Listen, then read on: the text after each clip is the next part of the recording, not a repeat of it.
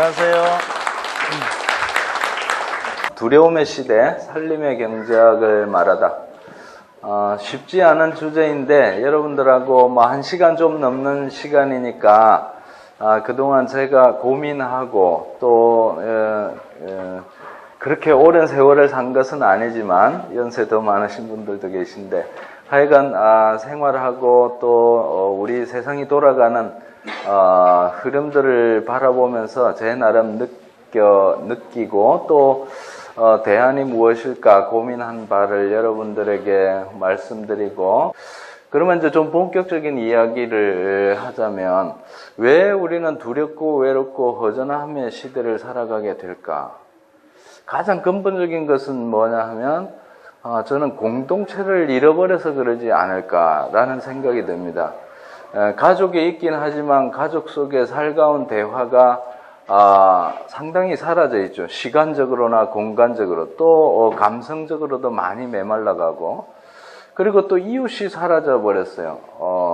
아이들 같은 경우 친구들과 함께 놀 수 있는 뒷골목마저 일단 학원 가야 하는 시간의 결핍 때문에 놀 시간도 없을 뿐만 아니라 그 뒷골목조차도 자동차로 점령되어서 공차고 함부로 뛰놀 수도 없고, 옛날 제가 어린 시절만 해도 그 비석치기 같이 또는 자치기 같이 이렇게 골목에서 놀던 그런 공간들이 이제 자동차의 공간으로 또는 주차 공간으로 이렇게 바뀌는 것으로 상징이 되듯이, 어른이건 아이건 시간과 공간이 이제 없어지고 이웃이 사라지고, 특히 아파트 문화는 더욱더 상징적이죠.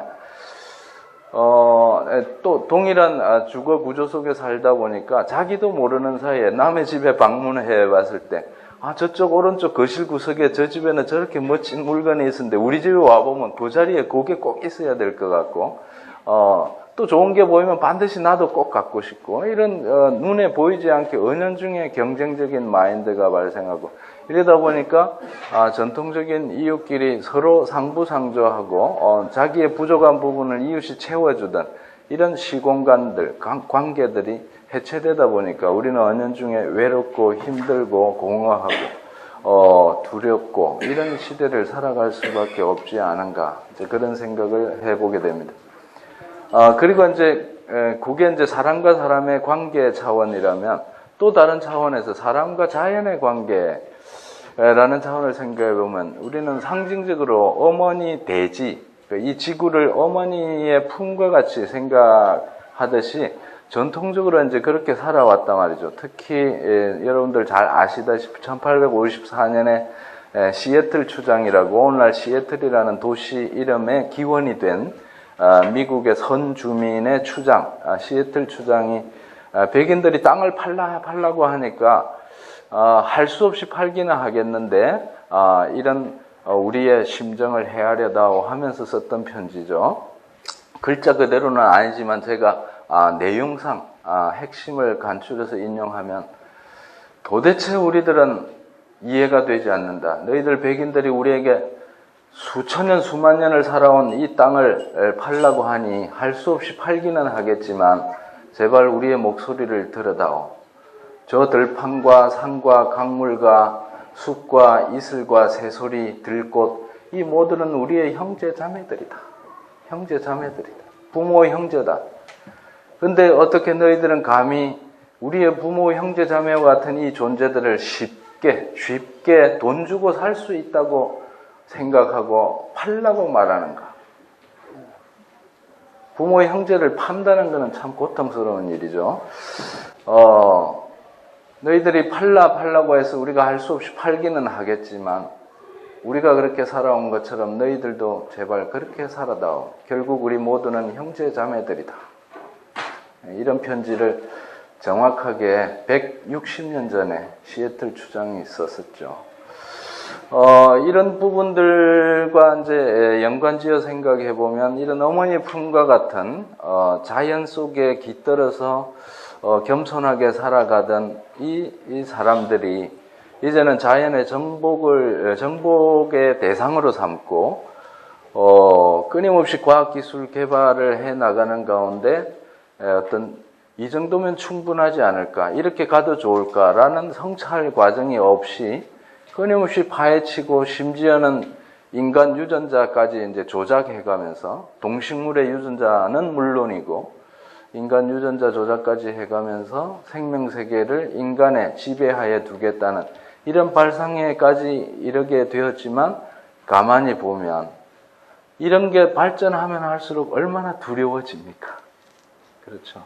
어찌 보면 어머니의 품속에 겸손하게 살아갈 때의 모습이야말로 가장 편안하고 평화스럽고 두려움을 느낄 필요도 없는 그런 시절이 아니었을까라는 생각이 됩니다. 그래서 사람과 사람의 관계가 살아있고 사람의 자연의 관계가 그렇게 따뜻하고 평화로운 관계로 맺어져 있을 때는 두려움이 별로 없는 시절이었다. 그러면서 또 하나 더 생각해 보면 우리 인간이 나와 나의 내면과의 관계라고 하는 차원에서도 가면 갈수록 우리는 외형적으로 멋있어지고 싶고 높이 올라가고 싶고 이름을 날리고 싶고 빛내고 싶고 미스 유니버스, 미스터 유니버스가 되고 싶고 예를 들면 이런 식의 외형을 추구하는 또 뭐 남보다 막 수만 권의 책을 더 많이 읽었고 이런 식의 외형을 추구하다 보니 진정한 우리의 내면 경우에 따라서는 영혼의 차원이라 할 수도 있고 진심이라고 할 수도 있고 본심이라고 할 수도 있고 영어로 표현하면 네이처죠. 그러니까 자연이지만 또 다른 뜻으로 영어의 본성이라는 뜻이 네이처에 들어있습니다. 그러니까 바로 우리의 가장 자연스러운 마음이 우리의 본심이고 진심이고 경우에 따라서 양심일 수도 있고 영혼일 수도 있는데 그런 부분과 우리의 외면이 끊임없이 분리되어 나가는 거예요. 공부를 하더라도 학벌이 높아야 되고 특정한 대학을 나와야 되고 특정한 인기 있는 학과를 나와야 멋있는 사람처럼 비춰지는 이제 이런 식의 시대를 살다 보니 많이는 학습하지만 진짜 배운 게 없거나 내가 배운 게 없다는 게 알려질까 봐 두려워하는 그러니까 내면과 외면이 분리되다 보니까 이런 현상이 발생하게 되고 이제 소박하게 말하면 그런 거짓말하는 사람으로 살아가야 되니까 진실이 밝혀지기가 이제 두려워지는 그러니까 그런 원리가 정치, 경제, 사회, 문화, 교육, 종교에 이르기까지 모든 분야에 우리 한 개인뿐만 아니라 사회적인 차원도 지배하게 되는 이런 시대 속에 살다 보니 두려움의 시대가 온 것이 아닌가라고 저는 나름대로 해석을 합니다. 그러면 이제 이런 부분을 어떻게 돌파할 것인가? 제가 이제 살림의 경제학을 이야기한다고 해서 이것만이 100% 정답이요. 이것만이 유일한 답이다. 그런 말씀은 전혀 아니고 이제 여러 가지 접근도 가능하고 다양한 분들, 특히 문학이나 예술 하시는 분들, 음악, 미술, 뭐 시를 쓰시는 분들, 다양한 작가분들이 오히려 저보다 더 많은 희망의 메시지나 대안적인 아이디어를 주실 수 있다고 생각합니다. 다만 이제 제가 공부하는 영역이 주로 이제 기업의 경영 문제, 또 기업의 경영이 돌아가는 이 전체 경제의 어떤 원리나 룰이 어떤가? 또 우리가 경제 생활을 한다시고 열심히들 살아가는데 그 살아가는 과정들이 과연 행복과 건강한 삶에 이바지하고 있는지 아니면 나도 모르는 사이에 거꾸로 가고 있는지 이런 성찰이 필요하다라는 점에서 제 나름 이제 접근해오고 고민해왔던 바를 여러분들과 함께 나누고자 하는 것입니다. 그럼 왜 살림이냐? 참 재미있게도 제 기억에 2005년인가 6년 무렵에 바로 이곳 파주 출판도시 처음 조성될 무렵이었어요. 굉장히 어색하고 뭐 공간도 아주 막 만들고 있는 도중이었는데 시인 김지아 선생께서 굉장히 노력해가지고 세계 생명 평화 대행가 뭐 그런 행사를 했는데 제가 그때 이제 경제 분야를 이렇게 발표하도록 초청을 받은 적이 있습니다. 근데 그 김지아 선생이 지금은 제가 볼 때는 안타깝게도 많이 변했어요. 근데 그 이전에 쓰셨던 책이 살림이라는 책이 있습니다. 그 책을 딱 보는 순간 그리고 그 내용을 넘겨보면서 이것은 가정의 살림살이만을 뜻하는 게 아니라 죽임의 시대에 살림이라는 대안이 필요하다. 이런 키워드가 제 머리를 탁 찍었습니다. 이 작가가 이런 이야기를 하는 것을 경제나 경영 분야에 써야 된다. 그 책임은 아마도 내가 아닐까. 오만한 발상이 아니라 최소한 나라도 그런 노력을 해야 되겠다. 이런 생각으로 제가 한 4-5년 공부해서 이제 살림의 경제학이라는 책을 2009년도에 인물과 사상사에서 내게 되었는데, 그렇게 해서 이 제목이 이제 탄생하게 됐습니다. 그러니까 가정의 살림살이도 사실은 크게 보면 우리 가족을 살리고, 가족을 살리는 활동을 하는 가운데 결국은 지구를 생각하고 지구를 살려내고, 그리고 또 그 살아난 가족들이 이 세상에 나가서 또 세상을 살리는 일을 해야 된다. 이런 긍정적이고 적극적인 의미를 부여하면 결국 보통 우리가 여성 노동, 어머니 노동으로 생각하는 가정 살림살이가 어머니나 여성의 영역만도 아니고 우리 모두가 함께 해야 되는 굉장히 중요한 일이 아닌가, 이제 이런 발상이고, 또 그 시야를 조금 더 확장하면 지금 현재 세계 경제라든지 기업 세계라든지 이 사회적으로 일어나는 온갖 경제 현상들을 가만히 살펴보면 사람과 사람, 사람과 자연, 그리고 우리 인간의 외면과 내면이라고 하는 그 여러 가지 차원들을 정말 생기 있고 활발하고 창의적이고 다양하게 살려내는 방향으로 가고 있느냐, 아니면 획일화시키고 표준화시키고 억압하고 규격화하고 짓누르고 훼손하고 파괴하는 방향으로 가느냐, 크게 이 두 방향에 볼 때 어느 쪽인가라고 질문해 보면 불행하게도 살려내는 방향보다는 죽이는 방향으로 가고 있는 것이 아닌가. 심지어 우리가 아이들 교육을 생각해 봐도 분명히 모든 부모님들은 아이들이 훌륭하고 건강하고 밝게 자라나서 잘 살아가기를 바랍니다. 그 출발점은 똑같아요. 그러나 방법론이 내가 잘 몰랐고 남들이 하는 대로 따라하는 방식으로, 또는 남들보다 더 빨리 더 높이 올라가려고 하다 보니 결국은 아이들을 죽이고 있는 거죠. 그런 식으로 경제도 역시 마찬가지가 아니겠는가. 그럼 경제가 어떤 면에서 죽이느냐, 여러 가지 자료를 이제 좀 이따가 넘기면서 말씀드리겠습니다만 핵심만 압축해 보면, 지금까지 경제나 경영의 연구자들이나 실제로 실무에 종사하고 있는 사람들은 1차적으로 파이의 크기에 치중해 왔어요. 파이의 크기를 키워야 된다. 그렇게 생각하게 된 거가 당연하죠. 왜? 없었으니까, 굶주렸으니까, 힘들었으니까. 생존을 위해서 파이를 키워야 된다는 출발점은 좋았으나, 자, 키우는 가운데 이게 계급이 생기고 격차가 생기고 불평등이 생기고, 그래서 부의 불균등한 분배가 생겼습니다. 장지글러 선생의 왜 세계의 절반은 굶주리는가라는 책이 상징하듯이, 사실 우리가 좀 더 이웃 사촌 간의 관계, 또는 가족과 같은 관계로 이 세상에 생산된 것들을 골고루 나눌 수만 있다면 지금 현재로도 우리는 별로 더 많이 일 안 해도 충분할 정도로 생산하고 있다는 것이죠. 그런 면에서 이제 파이의 분배 문제가 제기되고 있고, 파이의 크기보다 분배가 더 중요하지 않냐. 왜? 분배를 통해서 공정성을 느끼고 형평성 차원에서 그래, 나도 뭔가 기여한 것을 내가 기여한 만큼으로 대접받고 있구나, 존중받고 있구나 라고 느낄 적에 또 그 사람들이 더 열심히 해서 파이도 더 키우지 않겠는가. 이제 이런 관점에서, 또는 불균등하게 되고 불만족이 높아질수록 결국은 사회가 혼란해지고 불만을 품은 사람들이 문제제기를 거세게 해버리면 기존의 파이를 늘리고자 하는 그 시스템조차도 흔들리지 않을까. 이런 차원에서 파이의 크기와 파이의 분배가 같이 가야 된다라는 문제제기를 하게 되고, 그것은 특히 노동조합이나 시민사회와 같은 기존의 정치경제적인 기득권층이 파이의 크기를 강조한다면, 시민사회나 노동조합 좀 생각 있는 사람들은 파이의 분배를 같이 강조하게 되는 것이죠. 근데 이제 저는 앞서 말씀드린 그런 배경들과 연관지어서, 그래, 파이의 크기도 중요하고 파이의 분배도 중요하다. 근데 한 가지 놓친 부분이 있지 않냐.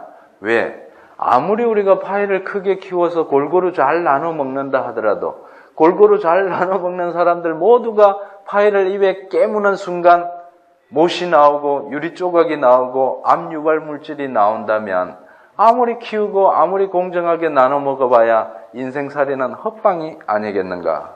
이 문제제기가 될 수밖에 없는 것이죠. 그 차원에서 저는 이것을 파이의 원천도 고민을 해야 된다. 파이의 사이즈와 파이의 쉐어뿐만 아니라 파이의 소스도 우리는 같이 성찰하면서 나아가야지만 이 경제가 올바로 가는 것이다. 그럼 파이의 원천이 어떤 점에서 문제가 있냐?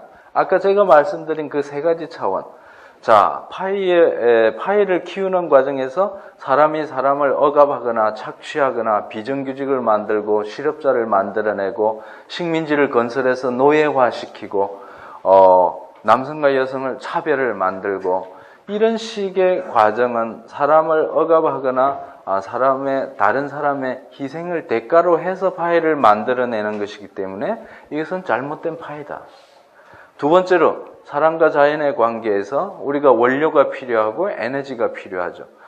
그 가운데 숲이라든지 흙이라든지 물이라든지 또는 석유로 상징되는 에너지라든지 이런 부분을 자연을 끊임없이 파헤쳐가지고 더 이상 어머니 돼지가 자기 자신을 회생할 수 없을 정도로까지 코너에 몰아버린 이 사태, 그런 가운데 우리가 파이를 아무리 크게 만들고 또 아무리 골고루 나눠 먹어봐야 다음 세대가 살아갈 파이의 원천 자체가 없어지지 않느냐. 이제 이런 문제의식을 가질 수밖에 없는 것이죠.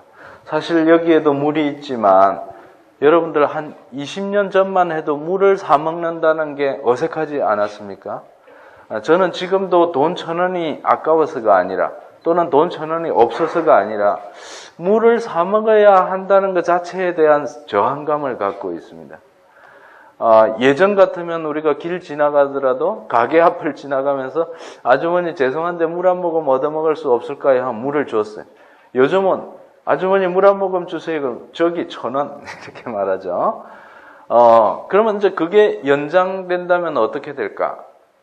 나중에 이런 강의조차도 제가 산소통을 메고 강의를 해야 될지 모르고 여러분들은 방독면을 쓰고 강의를 들어야 할지 모르는 그런 시대가 만약에 온다면 우리는 더 이상 살아갈 이유가 있을까? 살아갈 수 있을까? 이런 이제 위기의 시대가 오는 거죠. 그런 의미에서 사람과 자연의 관계도 이 원천을 생각하는데 대단히 중요하다. 그 다음에 이제 우리 인간의 외면과 내면을 한번 보시자고요. 파이를 만들어내는데 기업 생활을 하는 가운데 기업은 이렇게 군대식 조직 혹은 사다리 질서로 짜여져 있습니다. 나중에 이제 자료에서 말씀드리겠지만 이 사다리 질서에서 대부분의 사람들은 이미 질서 자체가 사다리로 되어 있어요. 말단 사원, 이 대리, 과장, 최근에 미생에서 많이 알고 계시죠?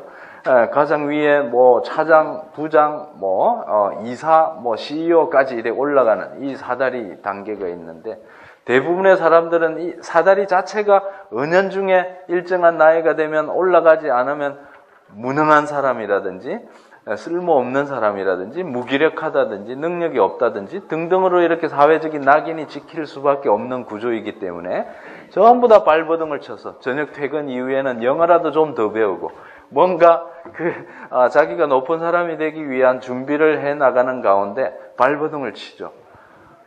그러는 가운데 회사형 인간이 됩니다. 회사형 인간의 핵심은 아래로는 잘 갈구고 위로는 잘 비벼야 생존할 수가 있어요. 그리고 올라가면 올라갈수록 갈구고 비비는 방식이 교묘하게 발전합니다.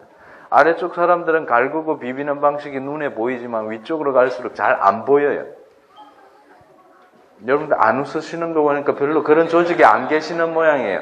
그런 조직에 계시는 분들은 다 웃어요. 왜냐하면 내 일이니까.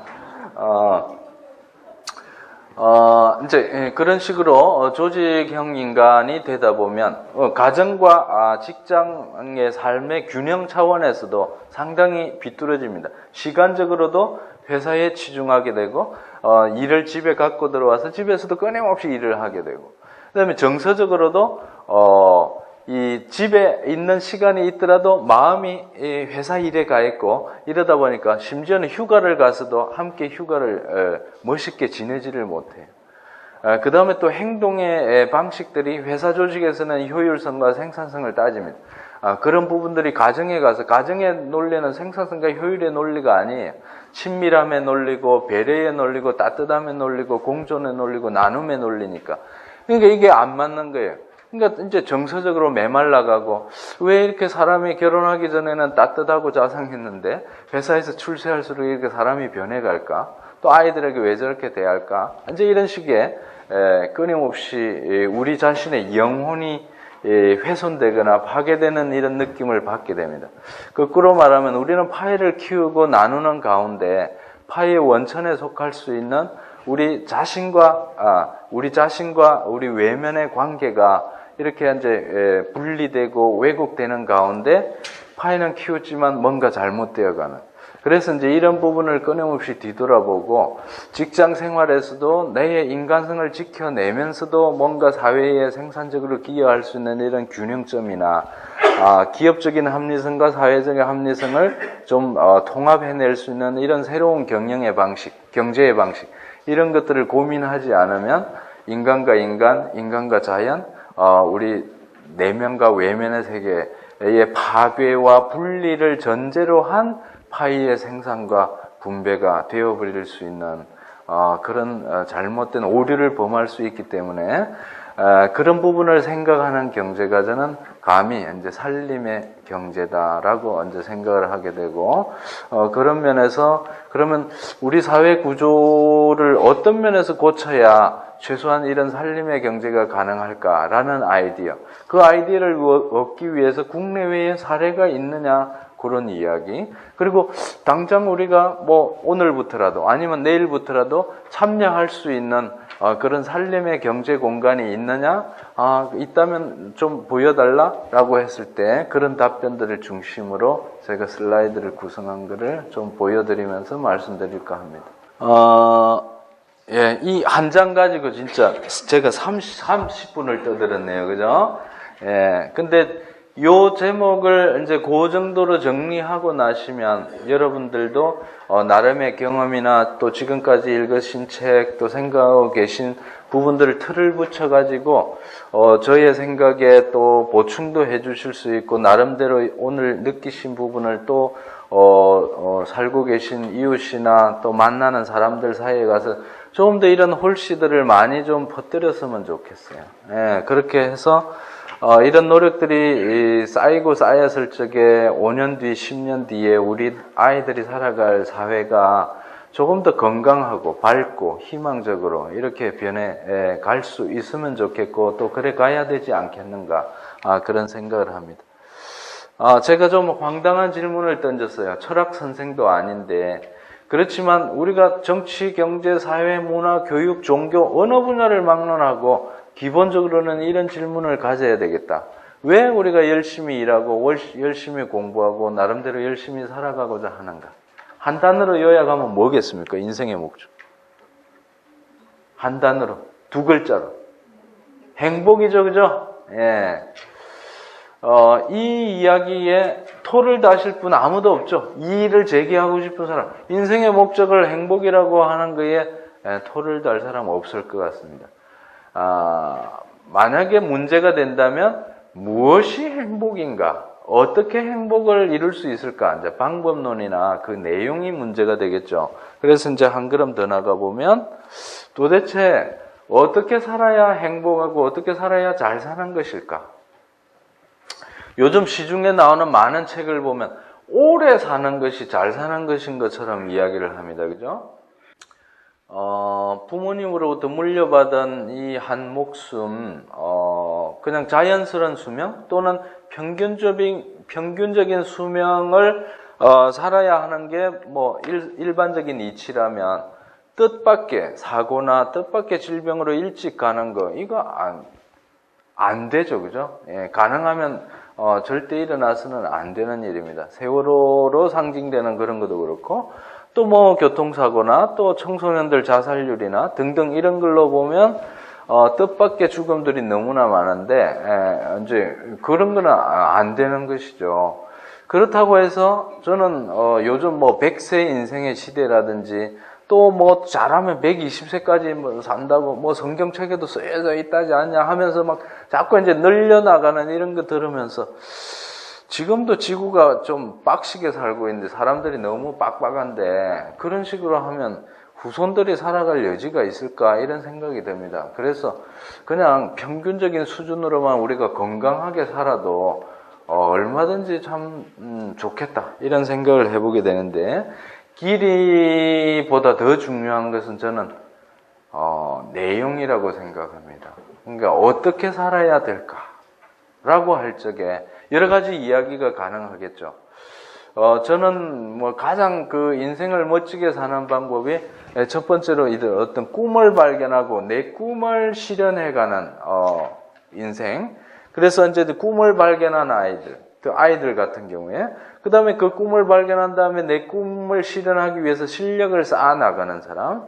그리고 실력을 쌓은 다음에 그 실력을 나만을 위해서 쓰는 게 아니라 사회에 헌신하면서 살아갈 적에 멋진 인생이 구성될 것이다. 저는 이제 개인적으로 그렇게 생각하고, 근데 그 아이디어 속에 숨어 있는 게 뭐냐면 내가 내 인생으로 주인공으로 살 때, 그리고 이웃과 더불어 살 때, 공동체 속의 주인공. 그러니까 주인공들이 함께 사는 거예요. 나만 주인공이 되는 것은 독선이에요. 그러나 나도 주인공이지만 내 옆에 있는 모든 사람들도 나름의 주인공이다. 그러면 주인공끼리 살아가는 윤리가 필요하겠죠. 그럴 때 배려와 보살핌과 또 서로 보완하거나 도와주거나 연대하거나 소통하는 논리, 공감하는 논리 이런 게 이제 자연스럽게 나타날 수밖에 없겠죠. 그런 내용으로 굳이 말씀드리자면 제가 여기서 이제 여러 가지 이야기 써놨는데 자기 결정권이 주인공으로 살아가자. 내가 내 인생의 진정한 주인공.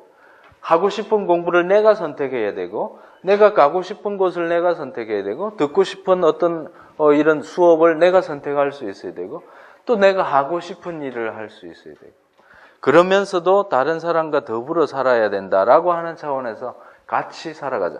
그러면 행복한 삶이 구성되지 않겠느냐. 이제 그런 생각을 해보는 거죠. 근데 우리 현실로 가보면 굉장히 불편합니다. 아까도 쭉 말씀드렸지만, 때 아닌 죽음을, 또는, 열심히 일한다고 해왔는데, 지난 50년 동안에, 60년대 초반과 2010년대 초반이 지금, 50년의 차이가 있지 않습니까? 50년 동안에 1인당 국민소득이 300배가 증가했습니다. 60대 초반에 1인당 국민소득이 80불 정도라고 하거든요. 작년 연말이 24,000불을 넘어섰다고 하니까 아주 계산하기 좋게 300배가 증가했어요. 근데 그러면 우리는 300배 행복해졌을까 이렇게 질문하기는 너무 거친 질문이니까 공을 한 개 떼고 30배 행복해졌느냐 30배 스트레스가 많아졌냐 이 질문을 던지면 이제 까리까리해지고 때로는 스트레스가 많아진 그리고 실제로 스트레스가 많아지고 있고 왜? 저희의 단편적인 예를 들더라도 제가 고등학교 때 선생님이나 선배들이 이렇게 말했어요. 네가 원하는 대학에 가려면 고2 때까지는 좀 놀아도 되는데 고2 겨울 방학부터 1년만 죽으라고 공부해봐라. 그러면 원하는 대학 웬만하면 간다. 10년쯤 지나니까 우리 후배들한테는 사람들이 어떻게 말하냐. 중학교 1학년 때부터 열심히 준비하지 않으면 네가 원하는 대학 못 가. 그래. 요즘 아이들은 언제부터 대학을 준비해야 된다 그래. 유치원이나 초등학교 때부터 준비해 늦다고 하는 사람들도 있어요. 왜? 태아에서부터 My baby, how are you feeling today? 하면서 영어 교육을 시켜야 뭐가 이 애가 뭐가 할 것 같고 애가 배를 뻥뻥 차면 알아듣는 줄 알고 오 예스 예스 하면서 아주 기뻐하는 심지어는 베이비 잉글리시라는 클리닉이 전국에 10몇 군데에서 돌아가는데 장사가 잘 된다 그래요. 엄마와 태아가 같이 가서 막 영어 공부하는 거예요. 장사가 잘 된다는 게 너무나 웃긴 사회죠. 그러니까 비정상이 정상인 것처럼 보이고 정상이 비정상인 것처럼 보이는 이상한 사회가 우리가 살고 있는 사회가 되어버렸는데 지금 그 실체들이 이제 이런 것이. 대학생들 취업한답시고 막 스펙을 쌓는다 그러는데 스펙이라는 말도 좀 미친 이야기죠. 왜? 스펙이라는 말은 어떤 물건의 특징을 말하는 거예요. 그 물건의 특성이 어떠한가, 이 제품의 기능이 무엇이고 뭐 어떤 모델이며 또 어떤 특별한 이런 기능이 있는지 이런 걸 알려주는 재원, 그 제품의 특징입니다. 그런데 우리 인격체로서의 사람, 내 인생의 주인공이어야 할 사람을 내가 팔아먹을 노동력으로 생각하고 내 스펙이 어떤 거니까 나를 사주세요. 이건 아니거든. 내가 하고 싶은 일, 그래, 그 일을 함으로써 나도 좋아지고 사회에도 일정한 기여를 하게 되네. 그렇다면 계약을 맺고 일할게. 주체적으로 이렇게 가야 되는데 팔아먹을 대상이거든 사주세요. 이거 아니잖아요. 그래서 저도 이제 우리 학생들에게 이야기하면서 스펙 쌓는 게 아니라 본인이 꿈을 이루고 싶을 때 그 꿈을 이루기 위한 길을 걸어 나가는 과정에서 어떤 기업이나 활동할 수 있는 공간과 계약을 맺는 것이지 어떻게 우리 자신을 팔아먹는 것이냐 이렇게 생각하지 말자. 좀 주체적으로 생각하고 그 과정에서 자기 인생을 멋있고 아름답게 꾸려가야 된다. 이제 이런 이야기를 합니다. 그렇게 해서 막상 또 힘들고 힘겹게 시험을 치고 준비해서 들어간 기업 행복할까요? 많은 경우에 행복하지 않아요. 불행하게도. 그래서 어떤 어머니들이 제가 강의를 가면 이런 말씀을 하셔. 고민이 생겼어요. 어떤 고민이세요?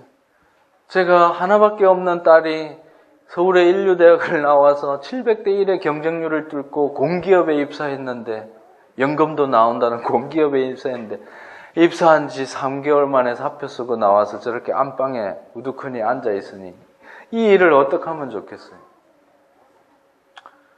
제가 그 어머니 위로 드린 말씀은, 위로라기보다 냉정하게 드린 말씀은, 지금은 가슴이 아프지만 어머님, 그 따님은 자기 인생을 이제야 제대로 찾기 시작한 겁니다. 그래서 지금은 슬프고 힘들지만 지금부터 1, 2년 동안 좀 쉬면서 진정으로 자기가 갈 길을 찾는다면 분명히 행복한 인생을 꾸려갈 것입니다. 이렇게 말씀드렸습니다. 마찬가지로 우리 모든 직장인들이 저는 자기 꿈을 실현할 수 있고 실현할 수 없다면 실현할 수 있는 것을 찾아가야 되고 그것이 없다면 몇 개년 계획으로 세워서라도 그것을 빠져나와서 진정으로 신바람나게 일할 수 있는 공간을 찾아가는 그런 패턴을 보일 때 기업들도 변해간다는 거죠. 왜 사람들이 자꾸 나갈까? 우리가 바뀌어야 되겠네. 이렇게 되는 거지. 전부 다 묵묵하게 순종해봐요. 자꾸 짓밟게 되고, 짓밟아도 괜찮네 하면서 끊임없이 그렇게 달려가다 보면 경제 전체가 추락합니다. 반면이 아니라 또 다른 한편으로 보면은, 지난 50년 동안 경제 성장을 통해서 우리 잘 살아보고자 했는데, 가계부채와 공공부채를 봤더니, 가계부채가 1,000조 원을 넘어섰고, 정부부채나 공기업 부채를 합쳐서 공공부채 1,000조가 넘어버렸어요. 반면에 일부 돈이 많은 기업이나 개인들은 해외에 돈을 빼돌려 놓고 있는데 뉴스타파가 밝힌 바로는 1,000조 원에 가까운 돈 또는 어떤 뉴스로는 2,000조에 가까운 돈들이 해외 금고에 숨어 있습니다. 크게 보면 대한민국 살림살이 50년을 헛살한 거. 그러니까 개별적인 편차는 있지만 이제 그런 결론이 나와 있는 거예요. 그리고 일하시는 분들 행복하려고 일하러 갔는데 산재왕국이에요. 일하다가 안 다치거나 스트레스로 치면 거의 예외가 없이 스트레스. 위에 있는 분은 위에 있는 대로 스트레스고 아래는 아래대로 스트레스고 공부 잘하는 사람은 잘하는 사람대로 스트레스고 못하는 아이는 못하는 아이. 왜? 공부 자체가 소외된 공부거든요. 하여간 이 모두가 이런 속에서 우리가 좋은 사회, 좋은 경제를 만들어 나갈 가장 중요한 요소인 사람이라는 요소가 이렇게 힘들고 행복하지 않고 병들어 간다면 이 전망이 없는 거예요. 그러니까 이제 나라를 다스리고 앞서가는 분들이 이런 가장 기본적인 철학에서부터 사람을 존중할 수 있고 행복할 수 있는 풍토와 분위기와 그런 교육을 만들어 주어야지만 자연스럽게 정치, 경제, 사회, 문화 모든 분야의 활동들이 건강하게 이렇게 창의적으로 만들어질 텐데 그런 부분에 대한 기초적인 디자인이 없고 어떤 발상의 원천을 가만히 보면 군대식인 거예요. 그냥 죽으라 그러면 뭐 죽는 신용이라도 해야 되고 이런 식의 거를 동경하면서 자꾸 그걸 되살리려고 하는데 제가 볼 때는 그게 답이 아니다라고 감히 말할 수 있을 것 같고요. 노동 권리 지수 뭐 헌법에도 보장되어 있지만 기본적으로 시민이라면 누려야 할 권리에다가 노동자가 누릴 수 있는 단결권이나 교섭권이나 행동권과 같은 노동상권이 제대로 유지되느냐 이런 관점에서 국제기구에서 조사한 결과 우리나라가 소말리아와 비슷한 등급이다라고 하는 결과는 어찌 보면 쓴웃음을 그럼 소말리아는 어떤 나라냐 이런 나라 내전에 몸살을 앓고 있는 나라이거든요. 그러니까 우리가 겉으로 보기에는 안정적이고 뭐 아주 선진국 문턱이라는 말을 제가 초등학교 때부터 들어온 것 같아요. 그러니까 그동안 한 50년 가까이 흐르고 있는데 하여간 그 선진국 문턱이 자꾸 올라만 가는 것 같기도 합니다만은 어쨌든 저는 그 수치상으로 표현된 선진국이 아니라 한 아이가 태어났을 적에서부터 태아에서부터 좀 행복하고 평화로운 느낌으로 태어나고 자라는 과정에 상처받지 않고 행복한 느낌으로 자라나서 자기 하고 싶은 공부, 하고 싶은 일로 연결이 되어서 떼부자가 아니더라도 내가 식의주라고 하는 기본적인 생활을 해결하고 그 다음에 또 아이가 컸을 적에 자라나는 또 자기 자녀를 키우는데 별로 걱정하지 않고 또 노후에 대한 불안감이나 두려움이 없이 소박한 생활을 영위할 수 있고 주말이 되면 영화도 보고 책도 읽고 또 이런 자리에 와서 강의를 듣거나 또 연주를 즐기기도 하고 이런 어떤 삶의 여유를 누릴 수 있다면 얼마나 좋겠는가. 그렇게 가야 그런 세상이라야 우리가 열심히 노력한 보람을 또 느낄 수 있지 않는가 그런 생각을 해보게 되는 것입니다. 이 자살률 지표를 보면 참 안타깝죠. 우리나라 청소년들 시험 치보면 성적은 핀란드와 비슷한 성적이 나오나 알고 따지고 보면 공부하는 시간은 핀란드보다 3배 이상 많아요. 그리고 아이들의 행복도 스트레스 지수 이런 관점에서 보면 굉장히 내면이 불행하죠. 더 중요한 것은 뭐 꼭 더 중요하다고 보기는 어려울 수도 있는데 그런 중고등학교 성적이 핀란드와 비슷하게 나온다는 그런 아이들이 대학 가서 과연 진리 탐구에 대한 학문적인 열정이 살아있느냐? 아니지 않습니까? 그죠? 그러니까 어떤 면에서 보면요, 굳이 대학 갈 필요가 없어졌어요, 이제는. 취업 문제도 그렇고. 그리고 깨놓고 말하면 대학 나온다고 지성인이 됩니까? 아니잖아요. 대학 나오느냐 아니냐 관계없이 생각을 깊이 하고 세상을 바라보는 눈을 예리하게 따듬고 또 다른 사람을 배려해가면서 한 인격체로서 좀 올바른 덕성을 쌓아가는 사람이야말로 훌륭한 인격체이고 지성인이죠. 그러니까 이제 오늘날 대학이 깨놓고 말하면 기업화가 되어버렸어요. 좀 속된 말로 장사꾼. 그러니까 거기에 협조해줄 필요가 없어요. 그러니까 이 말은 제가 실업자가 될 수도 있는 이제 그런 발언인데 진심을 말씀드리는 겁니다. 어쨌든 굳이 이제 대학이 필요하다면 진정한 학문 탐구의 열정으로 넘치고 비판과 토론과 막 이런 자극들이 막 넘쳐나면서 진짜 다양한 이론의 논쟁장이 벌어지고 또 많은 사람들이 그런 논쟁을 지켜보거나 막 숨을 죽여가면서 막 따라잡아 나가는 가운데 사회가 지적으로 성숙하고 이런 게 진짜 이제 좋은 사회 아니겠습니까? 그런 분위기가 없어요. 지금에 대해 솔직히 말해.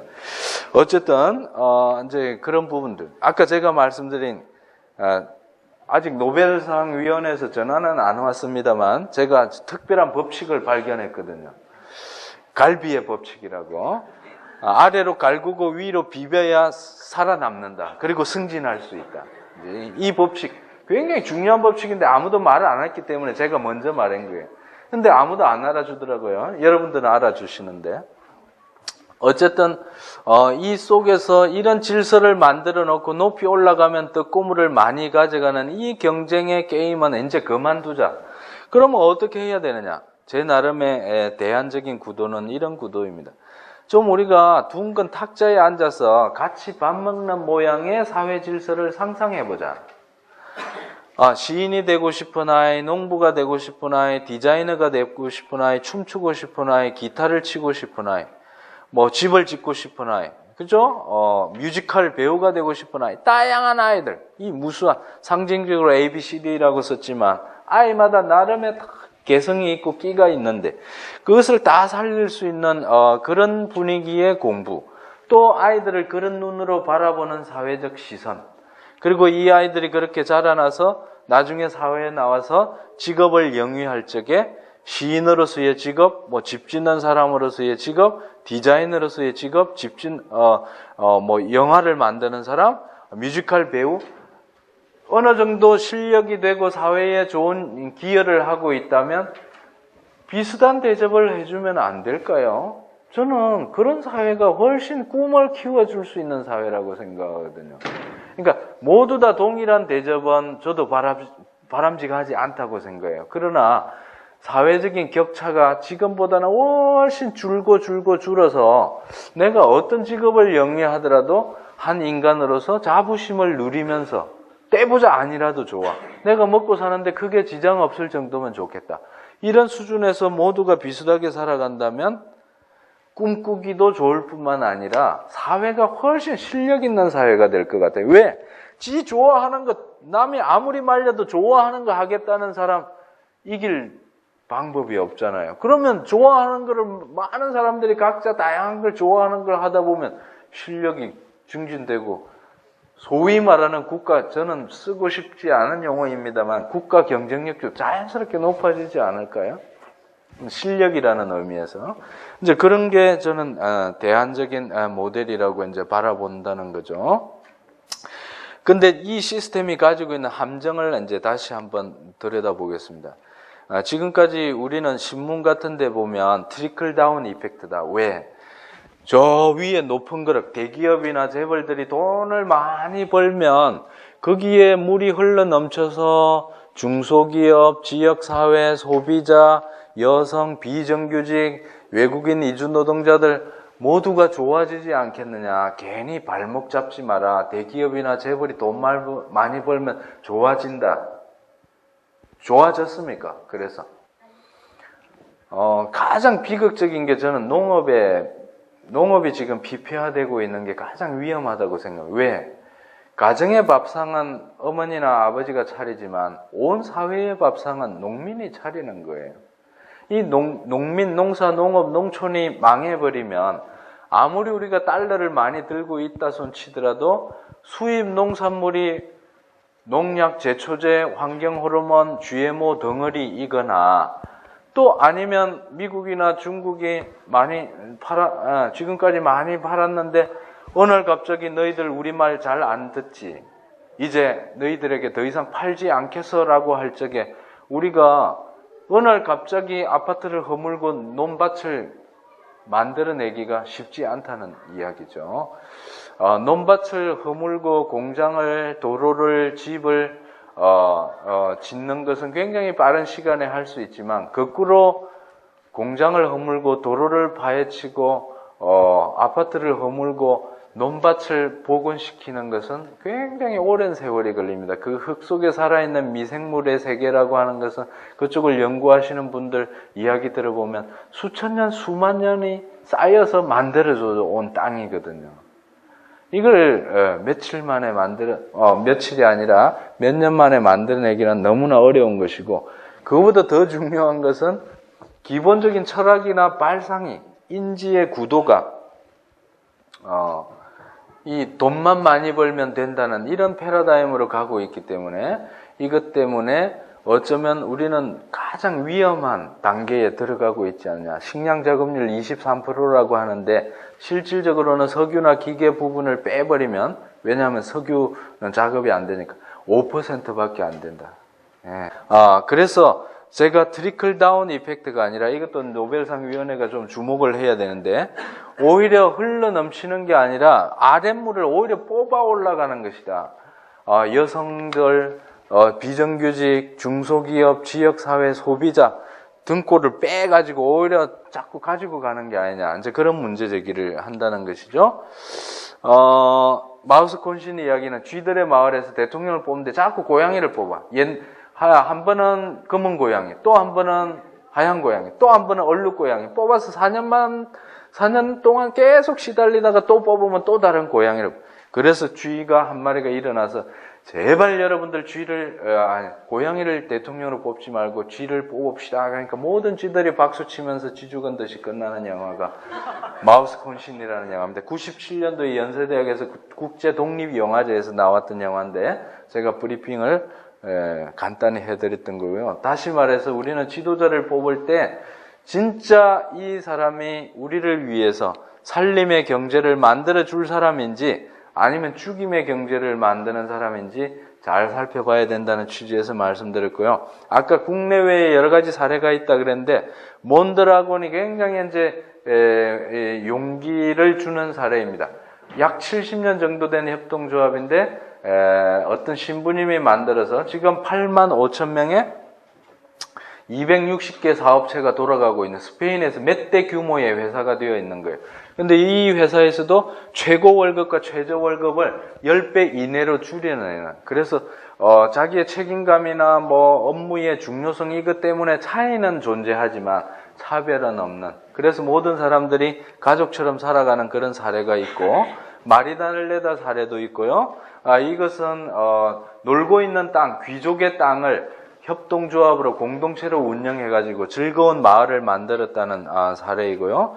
멕시코 사파티스타 농민운동 사례에서는 국회에 들어가서 국가 권력을 장악하겠다는 패러다임이 아니라 우리가 마을 자치를 만들어서 마을 공화국을 만들어낼 테니 제발 우리를 방해하지 말아다오. 이런 취지의 이제 그 민주주의와 권력에 대한 개념을 새롭게 보여주는 그리고 자유무역에 대한 대안으로 민중무역의 남미의 대안이 있다는 것도 여러분들과 함께 생각해 보고 싶었던 부분이고요. 그래서 나라 간에 어떻게 하면 내가 이 무역협정을 통해서 더 이득을 얻을까? 결국 FTA는요, 양쪽 나라의 재벌급 또는 대기업들만 덕이 됩니다. 그리고 이제 그 가운데 금융자본들, 양쪽의 농민들이나 일반 노동자들은 자꾸 힘들어져요. 그러니까 민중무역은 기본 개념이 어떻게 하면 내가 이웃 나라에 도움을 줄까? 이런 마음으로 접근하기 때문에 자유무역과는 패러다임이 다르다는 의미에서 그 다음에 우리가 많이 동경하는 북유럽들 아까 제가 말씀드린 원탁형 공동체를 높은 수준에서 실현한 나라들이라는 거죠. 아이들이 꿈을 키우고 사회에 나왔을 적에도 차별 없이 비슷하게 살아가고 노후에 대한 불안감이 없는 사회. 예. 그러니까 모든 나라가 막 100% 이상적으로 가고 있다 이런 취지는 아니고 우리가 지금 뭔가 다르게 가고자 한다면 어떤 모델로 삼아서 그 아이디어를 얻어서 우리도 해낼 수 있다 이런 어떤 지표로 삼으면 좋을 것 같습니다. 그러면 좀 더 구체적으로 우리 사회 안에서 어떤 걸 바꾸어야 좀 이런 쪽으로 가까워질까? 저는 이제 여기 자세히 보시면 장관 4명이 철학이 바뀌고 그 장관 4명과 더불어 일할 대통령의 철학이 바뀌어야 되겠죠. 농림부 장관, 노동부 장관, 복지부 장관, 교육부 장관이 마음을 뭉치면 사회가 달라질 수 있다. 그래서 생명농업을 살리고 실업 문제를 없애고 장시간 노동 문제를 없애기 위해서 노동시간을 단축하고 일자리를 나누자. 대신에 주거, 교육, 의료 문제를 온 사회가 복지 차원에서 해결한다면 노동시간이 줄어들더라도 임금 감소 때문에 불안해지는 부분이 다 상쇄가 된다. 그리고 아이들이 어릴 때부터 개성에 맞게 다른 것을 배울 수 있도록 사회적 시선이나 물리적인 경제적인 차별이 없어지는 사회라면 꿈을 키울 수 있고 행복한 원탁형 사회가 될 수 있다.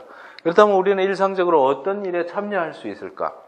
지금 오늘 여러분들이 이런 데 참여하는 것과 마찬가지로 마을도서관, 대안교육, 유기농, 생협, 생산자 네트워크, 생태적 마을, 대안에너지 예, 여기에 예시된 바와 같이 이거는 예시에 불과합니다. 바닷물이 짜죠? 바닷물이 짜다고 해서 바닷물 100g 속에 소금이 100g 들어있는 거 아니에요. 3, 4g의 소금이 바닷물을 짜게 만듭니다.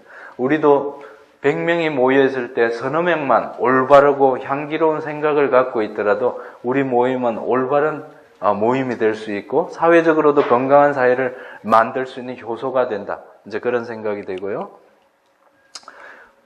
내 각자 하나가 생명의 나무로서 자라나면서 함께 더불어서 오늘 지혜의 숲과도 통하는데 함께 숲을 이루는 신영복 선생님의 말씀이기도 하죠. 그렇게 걸어갔으면 좋겠다. 마지막으로 드리고 싶은 말씀은 아까 얼핏 말씀드렸지만 돼지가 어머니의 품이듯이 이 어머니는 따뜻한 마음을 상징하는 존재. 제가 어디 가서 이런 이야기 했더니 아빠는 어디 있어요? 이러는데 아빠도 얼마든지 엄마의 마음으로 따뜻한 마음을 품으면 마찬가지입니다. 그리고 젊은이의 열정과 패기, 이 엄청나다. 예. 이 어머니의 마음과 청년의 패기를 가지고 좀 더 힘든 이 세상이지만 그 외로움과 공허감과 두려움을 극복하기 위한 이 국내외의 다양한 실천에 우리가 지지하고 함께 참여하고 내 나름대로 나부터 노력하면서 다른 사람과 함께 어깨를 걸고 나간다면 나라와 세상을 바꿀 수 있지 않겠는가, 이런 말씀으로 강의 마치겠습니다. 고맙습니다.